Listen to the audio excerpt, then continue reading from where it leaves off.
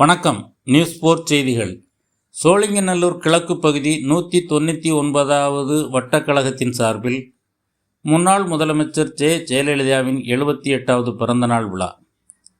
தமிழ்நாடு முன்னாள் முதலமைச்சர், எதிர்க்கட்சி தலைவர் மற்றும் அதிமுக பொதுச் செயலாளர் எடப்பாடி கே. பழனிசாமியின் ஆலோசனைப்படி தமிழ்நாடு மேனாள் முதலமைச்சர் ஜெயலலிதாவின் 78வது பிறந்தநாள் விழா நாடெங்கிலும் உள்ள அதிமுக தொண்டர்களாலும் கட்சி நிர்வாகிகளாலும் நலத்திட்ட உதவிகள் வழங்கி சிறப்பாக கொண்டாடப்பட்டது.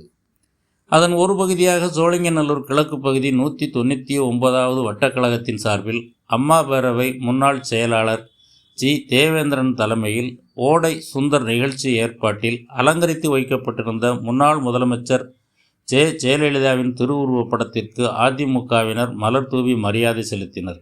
அதனைத் தொடர்ந்து நிகழ்ச்சியில் கலந்து கொண்ட அனைவருக்கும் மதிய உணவும் பணமுடிப்பும் வழங்கப்பட்டது. இந்த நிகழ்வில் மாவட்ட கழக, ஒன்றிய, பகுதி கழக செயலாளர்கள், கழகத்தின் மூத்த நிர்வாகிகள், தொண்டர் அணியினர் மற்றும் பிற அணியினர், பொதுமக்கள் திரளாக கலந்து கொண்டனர்.